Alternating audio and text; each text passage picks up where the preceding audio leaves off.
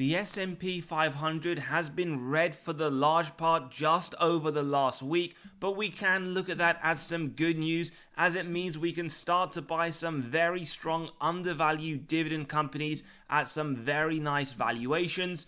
Now, one thing to note, history isn't in our favor. What we can in fact see over the last 10 years, the S&P in the month of August has just averaged a gain of 0.1%. Now, if we go back to around 20 years, we can see just in that time, the S&P has had a monthly loss of 0.1%. Now, there are a few reasons to start to get bullish, however, that we may go against the trend this month, as we have discussed earlier on this channel, where traders do believe that in September there is 100% certainty that the Fed will start to cut those rates. When we do look at it historically, August and September has historically been a very tough month for the S&P 500. Now, in today's episode, we are looking forwards over the next few weeks at 5 dividend stocks that not only we're looking to buy in our portfolio, but some of these we have already started to buy just over the last few weeks. The first one, Visa. If you are a regular on this channel, you will notice we did a deep dive and we did discuss how we did add this to our portfolio. Now, it currently trades in the midpoint of the 52-week range. We do get a double buy and a hold from Quant. In terms of the forward yield, well, 0.8%, and we do also note a forward PE 26.16. That is slightly higher than the S&P right now, sitting at around 23. Now, over the last 12 months, they are up just under 10%. Over the last 10 years, up around 379, and they have significantly outperformed the S&P 500 during this time. Now, towards the end of the episode as well, we will run through one ETF that is also on our watch list to consider adding for the month ahead. In terms of Visa, when just quickly looking at their earnings report, previous and forecasted as well, we note over the last 4 quarters, they have a 100% track record of being either in line or beating analyst targets. So that is a great sign. Also gives us faith when we look at the estimations moving forwards. And we can see out of the next 4 quarters, 3 of them, they're anticipating double-digit growth year on year to the earnings per share. We then take a look at September 2025. The EPS estimate of just above 11 does indicate that the forward P will come down to around 23.5, which does bring it more in line with the S&P 500.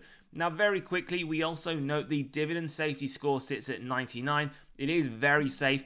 And what is very historical with this company, they do tend to increase that dividend at a double-digit rate, 16%, as we can clearly see in October 2023. And then when we move on with Visa, it was just reaffirmed a few months ago, very safe, effectively meaning a dividend cut is highly unlikely. Now, how do they perform in the last recession for those that believe one is inbound? Well, they increased it during the 07-09 Great Recession. They had plus 10% sales. Now, bear in mind, this was significantly above the average. S&P during that time, negative 12. And as we mentioned, historically, they do tend to increase this dividend at a double-digit rate. So we do consider this a very strong dividend growth company. And we can see 15 years of consecutive increases to the dividend. Now, when we look at dividend yield theory, one thing that we like to include and incorporate in our analysis, it tells us a company is undervalued when the current yield sits above the 5-year average. So we have our first sign of undervaluation. Another one, the forward P trading at 24 is significantly lower than the 5-year rolling of just under 29. However, when we do look at the financials, it does sit lower at 12, in fact, significantly lower. But bear in mind, within this bucket, there will be a lot of lower quality companies. And if you have seen our deep dives, we do believe that Visa is warranted to trade at a significant premium than the sector as a whole. Do remember though, we don't look at any of those models in pure isolation, and we will conclude our valuation aspect towards the end. Now, free cash flow payout, firstly, just for those that are new, we tend to ignore the earnings payout. It is susceptible to manipulation by management through accounting.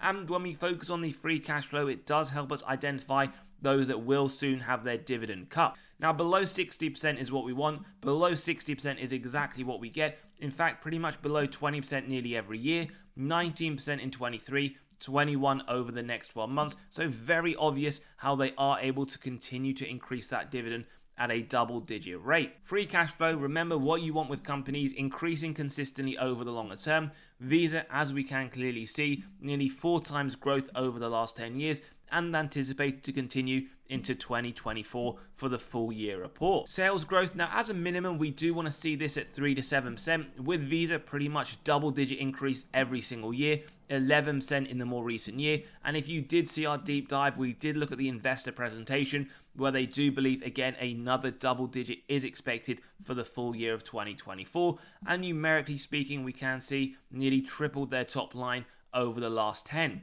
Shares outstanding, now we love it when companies do share buybacks, returning excess cash, effectively giving you a larger portion of control of the company, and 2.52 billion shares in 2014, around 2.04 in the latest quarterly report. So this is nice to see, in addition with that double-digit dividend growth.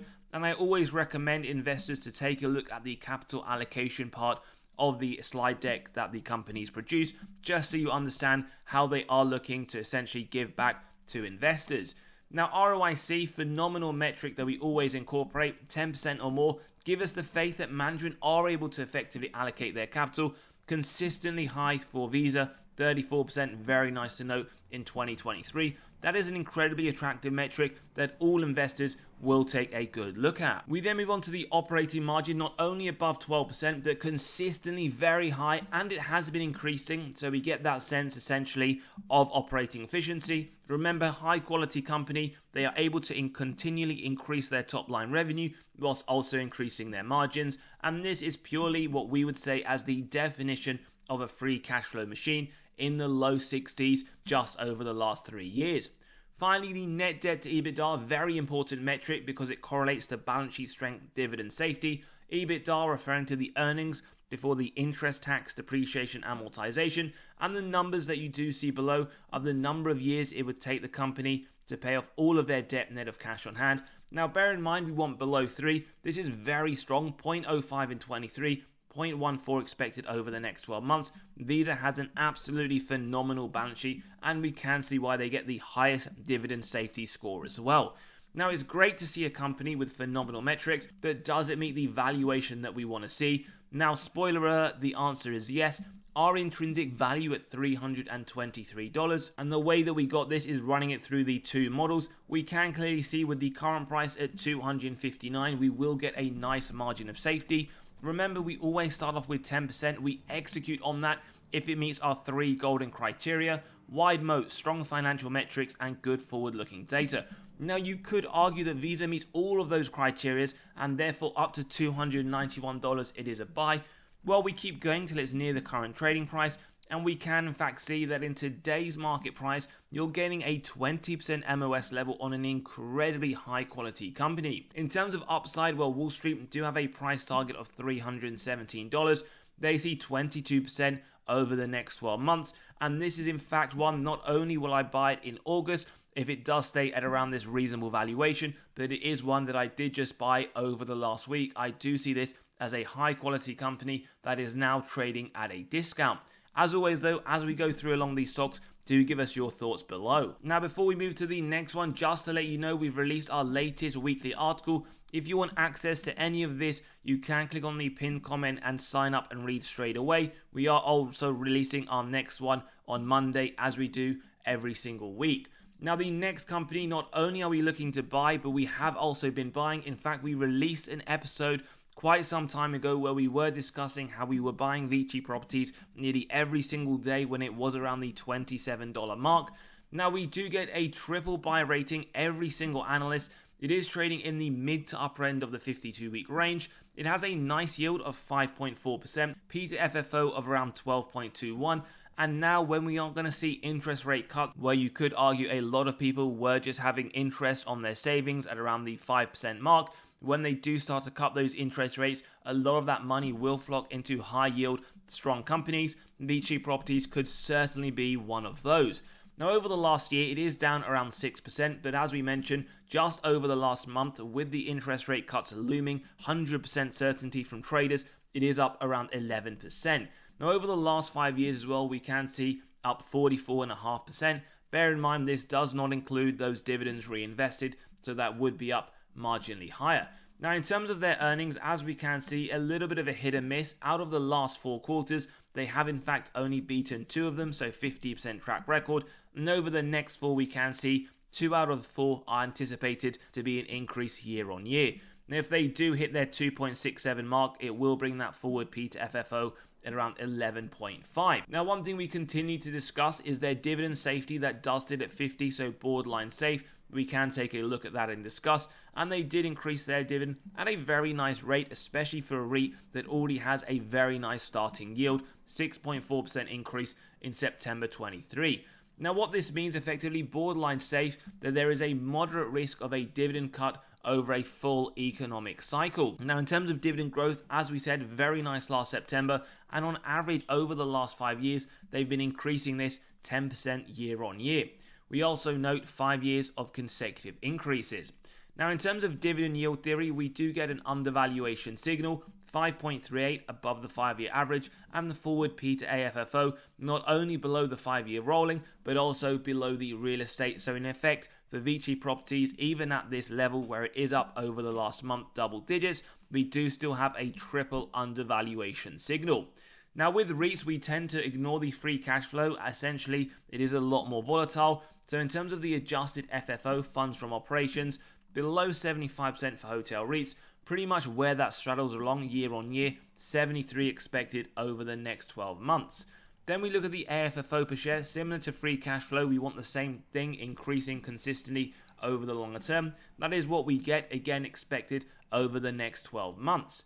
Then when we take a look at sales growth on the right, 5 to 10% for REITs, and we note over the last 4 years, very strong double-digit growth, and the same to be said for the AFFO percentage-wise. In fact, over the last 4 years, 3 of them have been double-digit at 11%, but we do have to bear in mind, over the next 12 months, it is anticipated to come down to mid-single digit.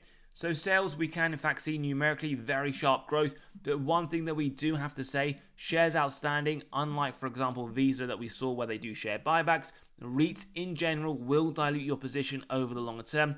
Vici Properties, similar to Realty Income, do this at a fairly rapid rate. Bear in mind they do this because they do retain a little of that internally generated cash flow after paying a significant amount as dividends. Now, this is very nice to note because with REITs we want to see 3 to 5%, and the majority of them do struggle to hit that year on year. With Vici Properties, we actually note between 5 to 8%, so there's a very positive sign, especially when you consider management within your own investment thesis. Operating margin as well, nice to note, even though it has been fairly inconsistent, still very high levels that we do appreciate as investors. Now, finally, the net debt to EBITDA, the main reason why we did get that borderline safe score. We want to see 3.5 for hotel REITs, and what we note significantly higher every single year, 5.86 over the last full year. Now, it is anticipated to come down over the next 12 months to 5.41, but just bear in mind, this is one thing that you do need to consider with Vici Properties, although with REITs as a whole, do understand that we look for around below 5.5. So do take all of that into consideration. Now, in terms of the valuation, and as always, if you do enjoy the content, values being provided, smash that like button, hit that subscribe and bell button so you are continually notified of these videos as they drop. We get to $39. Now, the current price at just under 31 will give a nice margin of safety even after the run up. At 10%, a buy up to $35, at 15% up to 33, and we can see you are still getting a nice 20% MOS based on the current price, not at the 25% level anymore. So in today's episode, up to around $31.26, you're getting a 20% MOS. With Wall Street, again, as we saw, a triple buy rating, their price target of $36 does give this 17% upside over the next 12 months. And don't forget to give us your thoughts on these stocks below. The third one that we have, and the first one that is in the Magnificent 7 with Alphabet with a double buy and a hold from Quant. A fairly strong Wall Street buy as well, 4.36 out of 5. This is still trading in the mid to upper end of the 52-week range. It does now offer a dividend, so we can class this as a dividend company. And in terms of forward P, it now trades lower than the S&P, 21.8. As we said, the S&P at around 23. Now, over the last 12 months, it is up around 29%. Over the last 10 years, still significant outperformance of the S&P, up 482%, and we can see not just the 52-week high, but also all-time highs around $192. Now, in terms of their earnings, really nice to note, last 4 quarters they have beaten 100% track record, and 3 of the next 4 they are anticipating double-digit growth. And look, if they hit that December 2025 target of the EPS estimate, the forward P will come down to around 19.13. Now, in terms of dividend safety, bear in mind they have just started to pay. It does get a 80 score safe, and also the yield, 0.48%, doesn't look too bad given they have just started, and it is now more than a 2 trillion market cap company, so it is a mega cap company. In terms of the dividend score, well, dividend cut is unlikely with an 80 score base, and over the recession, or the previous one in fact, they did have plus 8.4% sales, well above the average.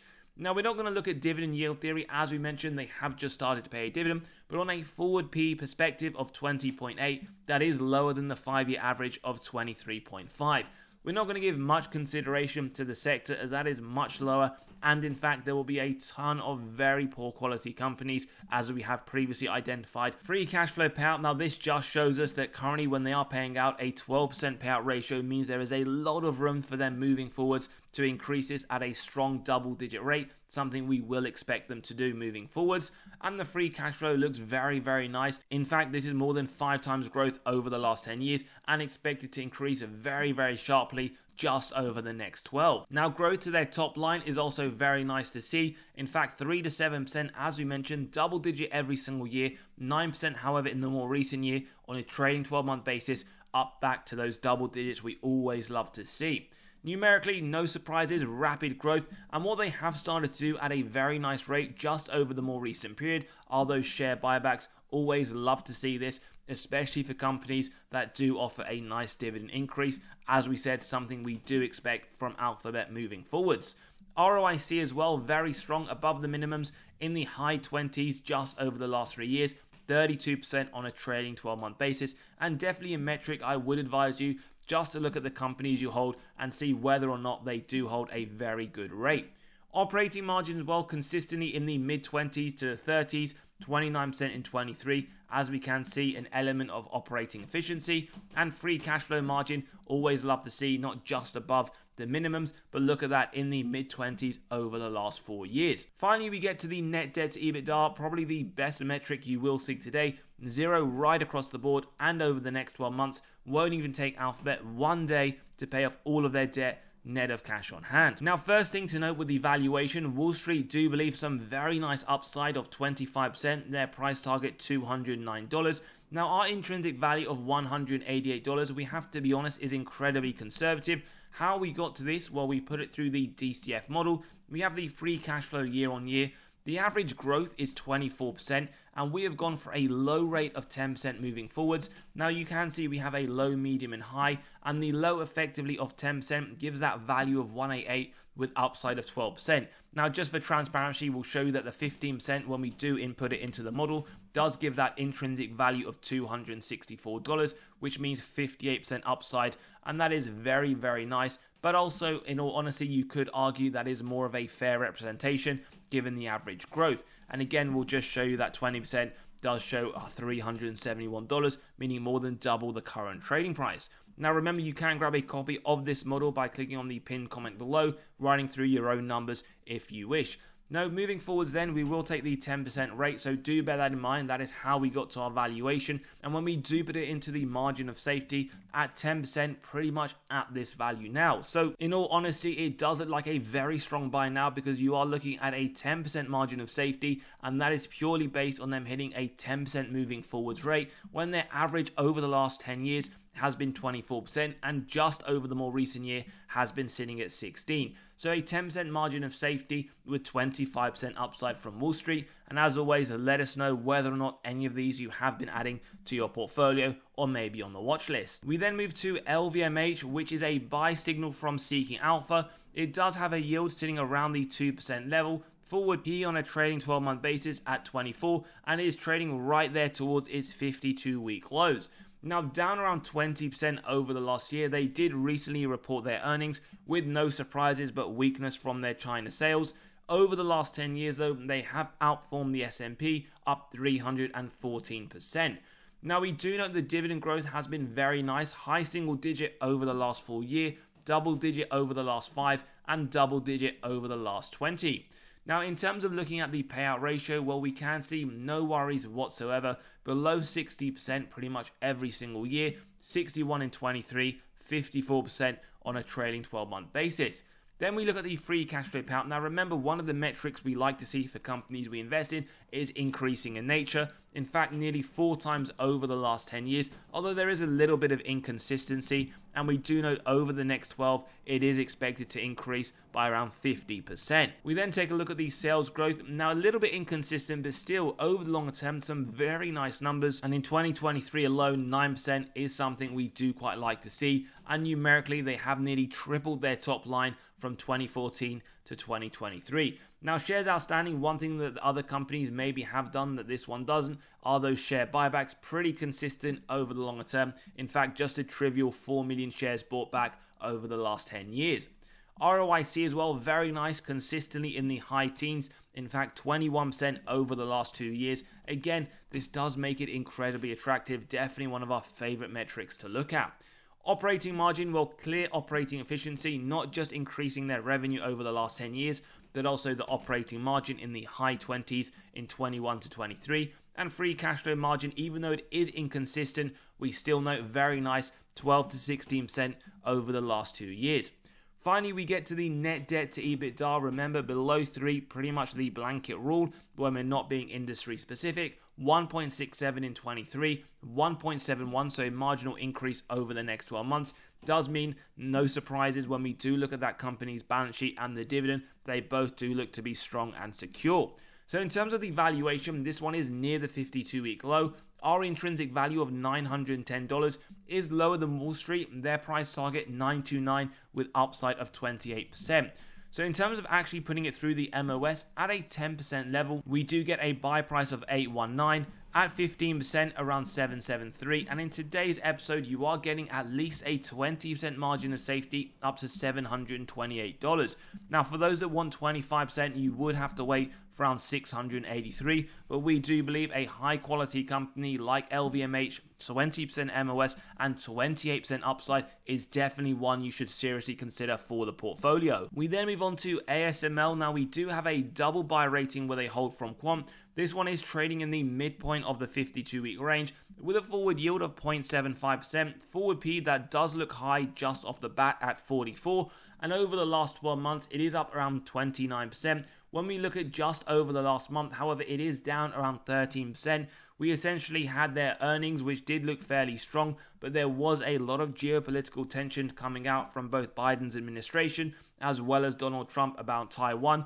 And do bear in mind that ASML, around 49% of their sales are with China. Now, in terms of the performance over the last 12 months, up 30% as we mentioned. Over the last 10 years, significant outperformance of the S&P, up 863%. Now, when we take a look at their earnings, nice to note the consistency, 4 out of 4 over the last year. Moving forwards as well, whilst we have a mid-single digit in quarter 3, over the next 3 quarters, we are anticipating some very strong growth. December 25 EPS estimate of 32 brings down that forward P all the way to 27.43. Now, they also have a very safe dividend score of 82. Love to see that. And their more recent increase just this month, very disappointing, pretty much in line with the 4% inflationary rate that we want to see on this channel. Now, in terms of the last recession, they unfortunately cut the dividend. They had below average growth and pretty much a bang in line S&P return, negative 55. One of the reasons why we did say it was disappointing, because when you look at over the last 5 and the last 10 years, they have historically increased that dividend at a very rapid rate with 14 years of consecutive increases. Now, in terms of looking at dividend yield theory, what we do note is we get a nice undervaluation signal both on the yield as well as the forward P, but we can in fact see the technology sector of 26.1 is much lower as a whole. In terms of the free cash flow payout, then what we always want to see is below 50 for semiconductors. It did get a little bit high in 2023, so you could argue that is why we did see that very low increase in comparison to history. And over the next 12 months, this is anticipated to come down to 15%. And based on the CEO, he did talk a lot about how 2025 is expected to be an incredibly strong year for the company. Now, in terms of free cash flow per share, well, very nice increase over the longer term. But again, you do get inconsistency, and you can argue the whole industry for semiconductors is fairly cyclical. Over the next 12 months, though, massive growth expected, as we just mentioned. Then we take a look at the sales growth. Well, nearly double digit every single year, 30% in 2023. So no surprises when we do look at it from a numerical standpoint that there is massive growth over the last 10. They also do share buybacks, maybe not as quickly as other companies, but always a nice little bonus for investors. We then take a look at the ROIC, very strong just over the last 3 years, above 12 for semiconductors, and we're talking in the mid to upper end of the 40% region, so always love to see this, and it will be nice if they can keep this fairly consistent moving forward. In terms of operating margin, well, 26% to 33%, so we do get that operating efficiency sign. And free cash flow margin, even though it has dropped to 12% in 2023, historically it has been a very strong metric for ASML. Finally, we get to the net debt to EBITDA. Well, that is 0 right across the board, as we did see another company earlier today. Not even 1 day to pay off all of their debt net of cash on hand. A phenomenal balance sheet. In terms of our intrinsic value at $1,152, not dissimilar from Wall Street, who do believe this to have 32% upside over the next year, but also do understand the risk that does come with this geopolitical tensions that will always be part of the bearish scenario for this company. Now, how we got to this intrinsic value, just to show you, very similar to Google, we did run it through the 3 different growth rates: low, medium, and high. We went for the growth rate of the medium, 30%. Now, bear in mind, the average is still higher at 35%, and there is a lot of talk, a lot of reports from Bloomberg, PwC that we have gone through in many episodes that do talk about this industry over the next 10 years as a minimum increasing by over 45% on a compounded annual growth rate year on year. We do put the margin of safety of 10%. It does seem to be a buy at just over $1,000. At 15%, $980, at 20%, $921, and we can see it isn't too far off a 25% MOS level. Maybe that could be a good point to start dollar cost averaging in if you do believe in the company over the long term. At 20% though, as we can see, up to $922. Now, in terms of Wall Street, as we already said, a massive buy in their eyes, 32% just over the next 12 months. Now, as we already said at the beginning of the episode, there is a ETF that we do have on our radar. It is SOXQ. Now, it is a semiconductor ETF. We have a buy from Quant and a hold from Seeking Alpha. It is currently in the upper end of the 52-week range. It has a yield on a trailing 12-month basis at 0.67%, and as we're about to show you, it has one of the lowest expense ratios in semiconductors as a whole. Over the last year, well, up 38%. Now, when we take a look at this, in terms of its top 10 holdings, it has all of those that you would expect, very similar to ETFs like SMH as well. The one thing you will notice, though, that Nvidia has much less exposure at around 13%. With some of those, you could see upwards of 20% for Nvidia. Whether or not you prefer that, this is definitely one we would say to consider, because ultimately, when you do compare it to other semiconductors that we do have here, what you can see when we look at essentially the expense ratio, 0.19% for this ETF, but for others, as we can see, significantly higher. And when you do take a look at, for example, SMH, that does trade at a higher expense ratio. Now, when we look at this over the last year as well, we can see it has been the best performing, up 39%, but very key to understand, as always, past performance is not an indicator of future performance. Now, as always, if you enjoyed today's episode, smash that like button, hit that subscribe and bell button. Let us know your thoughts below. If you do also want to see some more undervalued stocks, we are releasing our weekly article tomorrow where we will cover a significant number of more stocks. And also feel free to come and join us in the Patreon where we are talking about stocks on a daily basis. As always, see you all in the next one. Let us know your thoughts below and have a great weekend.